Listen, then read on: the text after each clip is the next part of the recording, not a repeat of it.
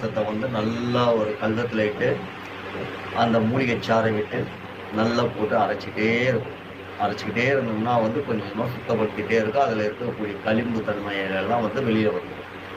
சரிங்களா? அப்படி வெளியில் வரும்போது நல்லா கழுவிக்கணும். கழுவ என்ன ஆகும்னு கேட்டிங்கன்னா அதோட களிம்பு தன்மையான அந்த பங்கம் போயிடும். அப்போ இந்த பாதரசமானது எப்படி இருக்குன்னு கேட்டால் வெண்ணெய் மாதிரி நல்லா பல பலன்னு இருக்கும்.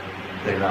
அந்த பாதரசத்தை எடுத்து அதுக்கப்புறம் தான் நாம் தேவையான மூலிகை எதற்காக நாம் பயன்படுத்த போகிறோமோ அதற்கான மூலிகையை நாம் கொண்டு வந்து கல்வத்திலிட்டு அதோடு சேர்த்து நாம் என்ன பண்ணணும், இந்த பாதரசத்தை போட்டு நல்லா அரைக்கணும்.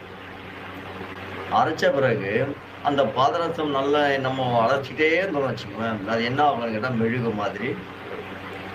அந்த மெழுகு மாதிரி எடுத்து உருட்டி அதை புடமிடணும். சரிங்களா? இந்த புடமிடும் பொழுது அதுக்கும் நமக்கு தேவையான மூலிகை என்ன மூலிகை இருக்கோ அதை கொண்டு வந்து நல்லா அரைச்சி பதப்படுத்தி அதை வெண்ணெய் மாதிரி ஆக்கி அந்த மூலிகையில் நம்ம உருட்டப்பட்ட பாதரசத்தை வச்சு அந்த மூலிகையில் நம்ம பந்து மாதிரி உள்ளே வச்சு அதை பந்து மாதிரி மேலே துணியெல்லாம் போட்டு அதெல்லாம் கள்ளி மண்ணை கவசம் பண்ணி அந்த புடம் போடணும். அந்த புடம் போடும்பொழுது என்ன ஆகும்னு கேட்டிங்கன்னா பக்குவமாக இருக்கணும்.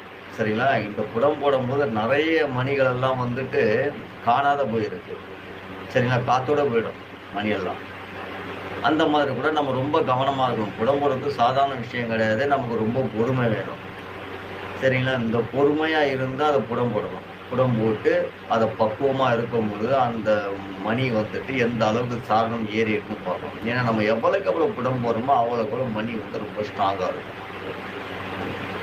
அந்த மணியை நாம் எடுத்து நமக்கு தேவையான எந்த நல்ல சக்தி உள்ள மூலிகையினால் நம்ம செய்யக்கூடிய மணியாக இருக்கும், இல்லை சாதாரண ஒரு மூலிகையினால் செய்யக்கூடிய மணியாக இருக்கட்டும், எதுவாக இருந்தாலும் சக்தி உள்ளது. எல்லா மூலிகையுமே சக்தி உள்ளது தான்.